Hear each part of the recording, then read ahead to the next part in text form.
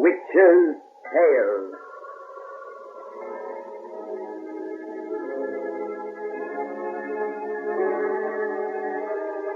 The fascinations of the eerie, weird, blood-chilling tales told by old Nancy, the witch of Salem, and Satan, her wise black cat. They're waiting for you, now.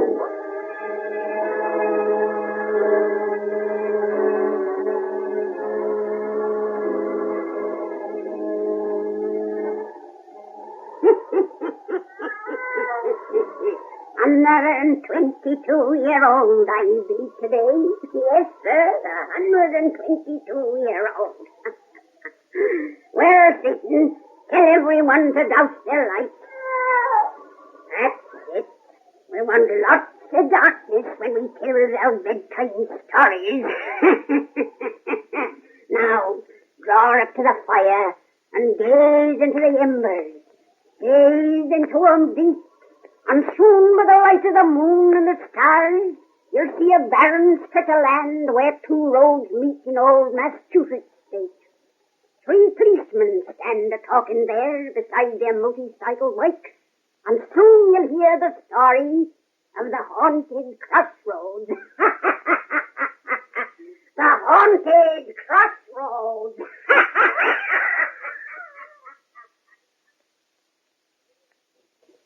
Sure you're not scared to have us lady here alone, Tom? Of course he's scared, Sergeant. Look at his knee shaking. I'll probably yell for help the minute you guys get out of his sight. Sure, Gene. I don't think he is properly frightened. I guess not. Well, if he sees any spooks, he can't say we haven't warned him. Seriously, boy, you'll keep your eyes peeled for other things than ghosts on this patrol. You bet I will, Uncle Pat. And I hope it's my luck to have the skunk who knocked up Smith and Barclay here start something with me. Well, I hardly think that'll happen. Those killings weren't done by the same man. They were both stabbed in the back the same way. Oh, well, that doesn't prove anything. Several fellows were stabbed to death here right after the Civil War. And another about 20 years ago, according to all records. It wasn't the same murderer who got them, and 2 cops of our troops. Well, unless you believe the crazy stories about this place being haunted. Well, I must be riding back to troop headquarters for Captain Elton risking in the hideaway. And you, Gina Hardy, you better be after getting on your patrol. Well, I'll get the old bike moving. Oh, when you get home in the morning, Tom, remind your sister she's got a movie date with me tomorrow night. Kathleen's not apt to forget any date she has with you. Trooper Hardy, your job at the moment is to keep your eye peeled for speeders and reckless drivers. Well, I'll try to remember that, Sarge. Well, good night. Good night, Gene. Night, boy. Kathleen, morning,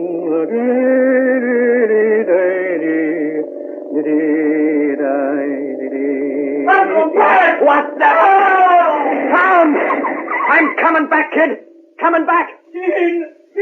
I'm coming, Sarge. It's Tom almost Sarge, what is it? What has happened? Sweet. I'm here. What's happened?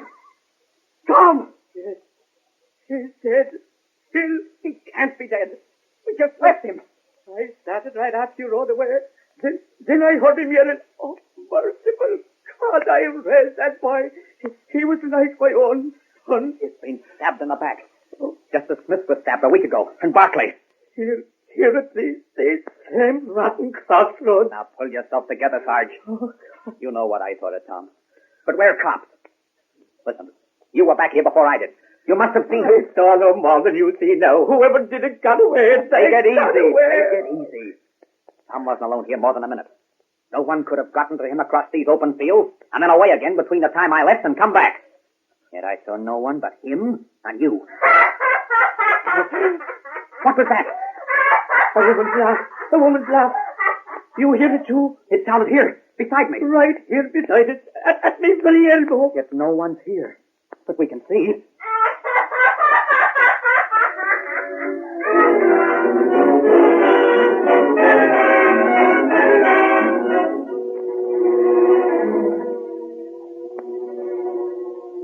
An invisible woman. That's the craziest part of your whole crazy story. But we did hear it, Captain Elton. It's true, so help me. But there wasn't any woman, by your own confession. You said you searched and couldn't find her. We looked everywhere around, sir. But there's no place there for anyone to hide. Then, like the hicks around here, you come to the conclusion those old crossroads are haunted. A female ghost stabbed Tom Fallon with a very ungodly steel knife, I suppose, which she carried away with her because you couldn't find it either. That's a fine way for two policemen to explain a murder. We're only telling you what really happened. But it couldn't have happened. Just the same it did. Now look here, sir. Tom Fallon was my closest friend. I'm engaged to marry his sister. And Sergeant McGee here is his uncle. You don't think we'd lie to you when Tom's dead body lies out there in the squad room? He was like me own son. Oh, yes, Sergeant. Pat, sit down. I'm sorry I have to pound at you like this. But Tom is the second of the troop that has been killed inside a week. At the same place. In the same way. And last year we found Barkley dead there. 3 policemen stabbed to death and we haven't a single lead to the rat who did it. You think the same person killed them all, sir? Yes, and that person's a man. Not a laughing, invisible woman. A man with strength enough to kill with a single blow. Hardy, you say Fallon wasn't out of your sight for more than a few minutes before you heard him scream. Well, I'd only passed the first turn south of the Crossroads, sir. A minute and a half at most. And you got back to him in about half that time. How about you, Sergeant McGee? I left Tom right after Trooper Halley rode away, sir, and headed north. And neither of you saw any vehicles approaching from the east or west, nor past any? No, sir. There was no traffic at all. Then, in the 70 or 80 seconds that Fallon was alone, someone ran across that completely open space, drove a knife into Tom Fallon's back, and then ran away again. It's crazy, but that's the way it must have happened. It's the only way it could have happened. It didn't happen! It's impossible! The world's greatest sprinter couldn't have covered the necessary distance in that short time, and a running man must make a little noise. Yet Fallon saw and heard nothing until a knife was in his back. You're lying to me, both of you. By the Lord, if I didn't know how close you were to the boy, I'd say you bumped him off yourself. Captain L. Jones! Don't. Oh, I'm sorry. I don't mean that, of course. But unless you fellas change your story, the coroner's jury is going to ask some mighty embarrassing questions. You've established yourselves as the only persons in the vicinity who could have come close enough to Fallon. No one's going to think we had anything to do with this when they recollect those other killings at the Crossroads. Even if they won't believe we heard that woman laugh. You've forgotten, Captain, that Tom is the third to die out there. By the same man's hand, you say. Last week when Smith was killed, Sergeant McGee and I were on duty with you in this station from the time Smith left here until his body was found. And when Barclay got here a year ago... Then George, you and I were up in Maine Torres doing some fishing. Don't you remember? And Jean here. And I was serving a motorcycle escort for the governor. Now, no one will question that alibi. Yeah, you're right. But if you've told me the truth about tonight, what's the answer? I didn't have to listen to such a nutty yarn about Smith and Barclay's murders, for no one was near them when it happened. They'd been dead for hours when found. Oh, excuse me, boys, the things I've said. If I don't find someone to pin these stabbings on pretty soon, I'll be believing those damn crossroads are haunted. That's all. Just a minute. Tom? Miss Fallon upstairs, sir. Bring her in. Yes, sir. Does she know her brother is... No. I telephoned her to come down here. That's all. You'd better break the news, Pat. You're her uncle. No, not me. I can't even see her now. Let me out this other door before she... Well, here she is. Captain Nelson, why did you telephone me to come down here? Uncle Pat, why are you here? What's wrong? Let me out of here. Let me out. Uncle Pat, it's Tom. Something's happened to Tom. Don't look at me. I don't know anything about it. Kathleen, dear. Miss Fallon. Tom was posted at the Crossroads tonight. He's been killed there, like the others. Yes. Your brother is... Oh, Tom. Dearest Kathleen. Let me out of here. Oh, let me out. Oh, Pat. I can't bear to hear her cry like that. I can't bear to have her eyes upon me. She has eyes like Tom, and they accuse me. They accuse me. Accuse? Before God, I swear I didn't mean to kill him. You? Yes, I killed him. I didn't tell you the truth. I never left him at his post at all. I killed the boy I loved because something from the blackest hell got into me.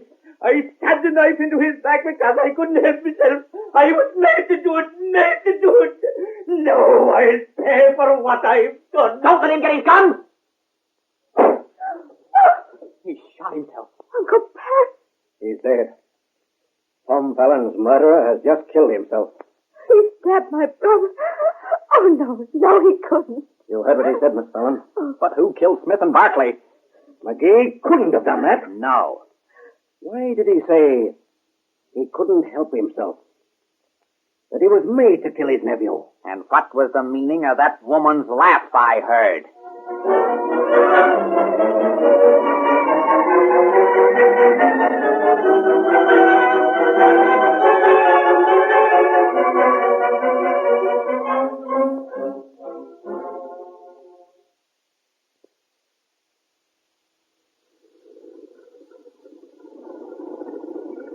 You in that car!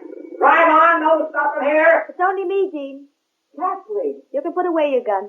But I'm glad to know you're being so careful here. why drive away out here at this hour, honey? Oh, I couldn't sleep knowing you were posted alone at these crossroads tonight. Dear, I told you not to worry.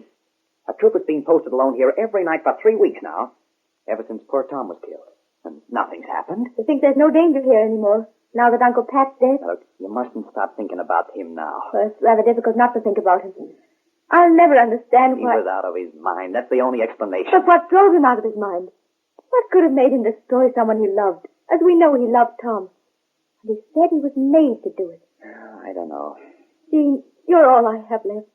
If anything should happen to you now... Now, nothing's going to hurt me, dear. Come on. Get a hold of yourself, sweetheart. But Uncle Pat had nothing to do with the other deaths here. He was miles away when Smith and Barclay were stabbed. Jean, maybe this place is haunted. Oh, you don't believe that stuff any more than I do. You're just all upset and... here, I'm going to disobey all standing orders of the state police and join you in this car for a little roadside parking. Oh, no, don't get in. I'd rather get out and walk a bit. I've never been out here before, you know. At night, I mean. Yeah, and you shouldn't be here now. Fine thing, driving this deserted old road at midnight. Have you got that little gun I gave you? Oh, yes, I always carry it when I drive alone. Ah, that's good. Well, come on then if you want to walk. Jean, exactly where did you find Tom's body? Uncle Pat kneeling beside him. We're not going to talk any more about that. Oh, all right. Really wouldn't do me any good to know. It's such a gloomy spot here. No cars passing, no road lamps. Well, these are just old county roads.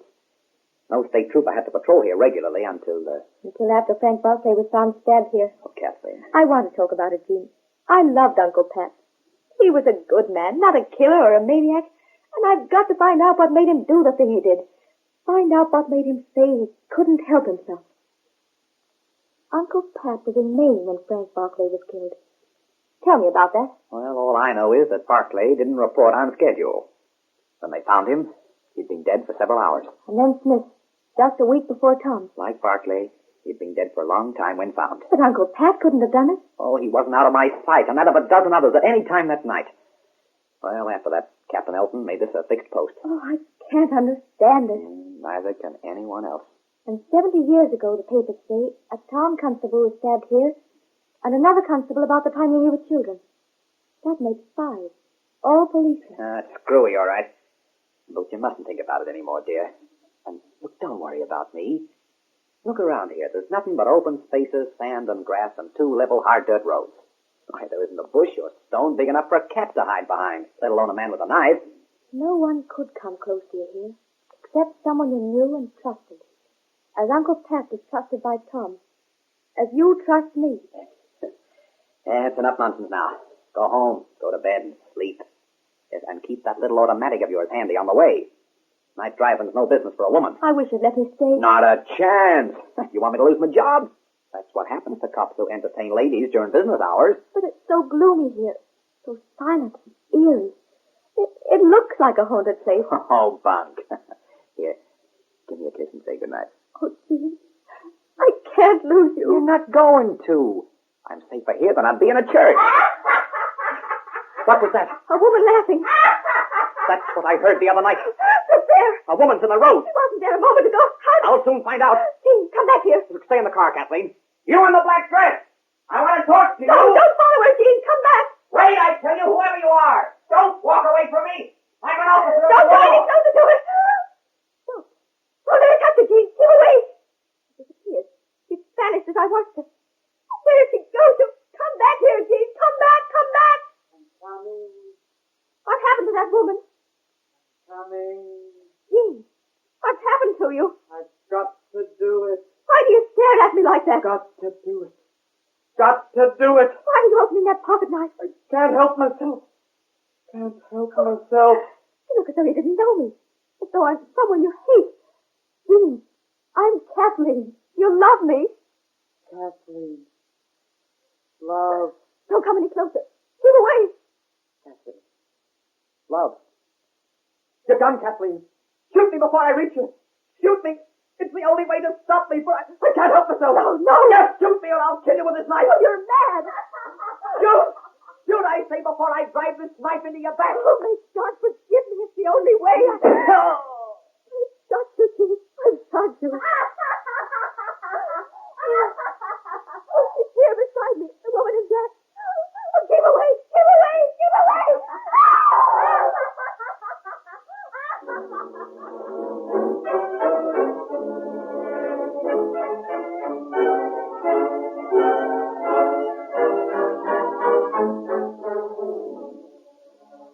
Come on, Miss Fallon. I want to hear more about this woman who laughed. This ghost. Oh, please don't ask me any more questions now. I'll go up to that operating room again, Captain Nelson. Make sure that Dean's going to live. I only shot him to stop him. You stopped him, all right. Oh, here's the doctor at last. Oh, doctor. It's all right, Miss Fallon. They've taken the bullet out of Cooper Hardy's shoulder, and he'll be up and around again in just a few days. Oh, thank God. Thank God. And also Jean's tough constitution. Now, that's off your mind. Will you please tell me exactly what happened at the Crossroads tonight? I'll answer all your questions now. What I've already heard has made me very curious. Sit down, Doc.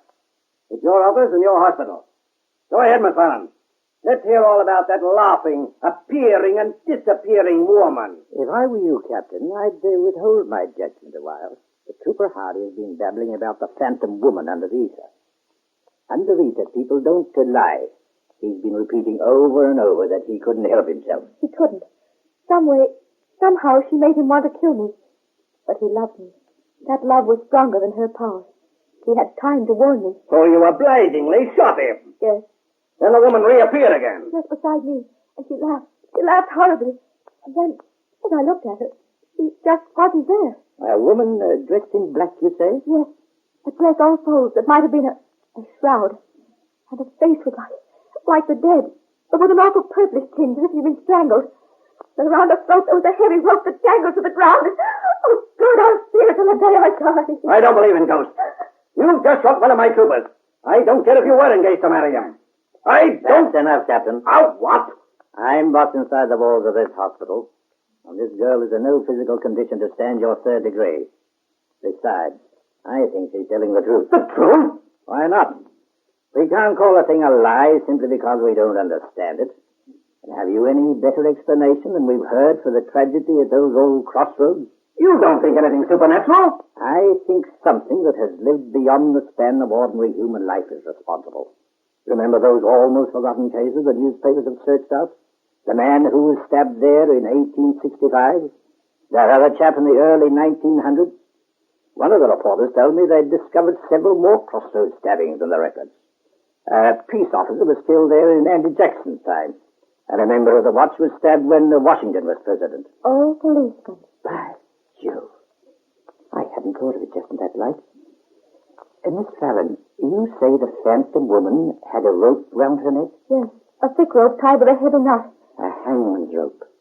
And at the crossroads in the early days, criminals were hanged and buried. What's that got to do with it? Maybe a lot more than you think. Excuse me, Captain. Leave a chair aside so that I can get to that bookcase. What? I want to find something. Something I've read and more than half forgotten. Policemen, officers of the law.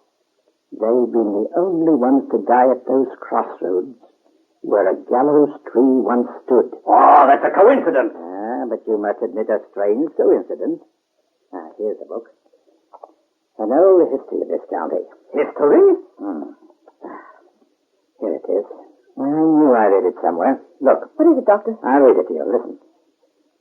On that 13th day of August, 1721, by order of the King's Governor, a gibbet of good, stout oak had been erected at Berkeley Crossroads.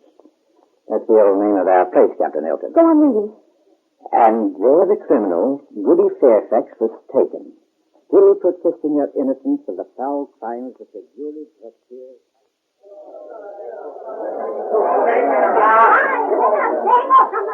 No, I swear that I'm innocent. The officer is alive! Hold more tightly on her, Peter, so I can fix this rope round her scrawny neck. Let me go! Let me go! You cannot kill me! She wriggles like an ear. Wait no more time. Fall to the sea. Oh, no! I have done no murder! Have mercy! I am innocent, I swear!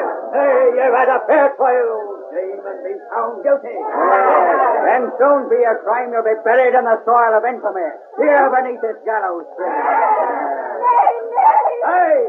Oh, you fast me spit upon your grave. I not suffer that, I won't! The rope's fast at last. All is ready, my lord sheriff, when you give the word. Quiet! Quiet! Our Lord the King's High Sheriff speaks. Nay, I who am about to die this unjust death will speak. Hear me, ye officers of so-called justice, who have decreed this fate for me. As I die innocent of crime, I vow to return from death the murderer ye to hang me for. As ye officers of blind lord over the death on me, so I shall visit death on you, with no more sense of right or pity. You mean to bury me beneath this gibbet, in unhallowed ground, away from God. Whilst I remain away from God, beware, beware, I warn ye, for not even death will stay my hate. I shall return to bring ye death, ye officers of law. Pull on the rope. Aye. I shall return to bring your death. I shall return. And so, still screaming her threats of ghostly vengeance, the murderess Goody Fairfax was hanged to death. Then the old account goes on. Her body was cut down from the gallows and buried underneath it at Birthby Crossroads. The haunted Crossroads. Captain Elton, whether or not you believe in ghosts, it might be a kindly thing to search for Goody Fairfax's grave, and if you find it, to place her restless bones in hallowed ground. A kindly thing and a wise thing.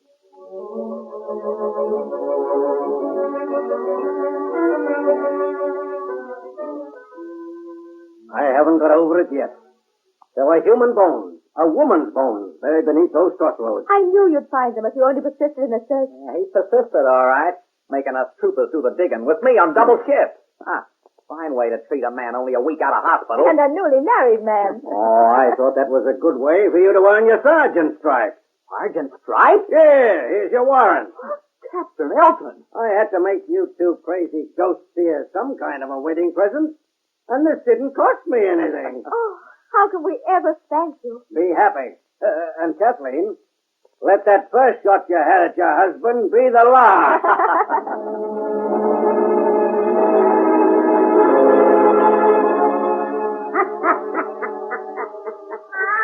Well, that's the end of that one, Satan. You folks come see us again on my birthday.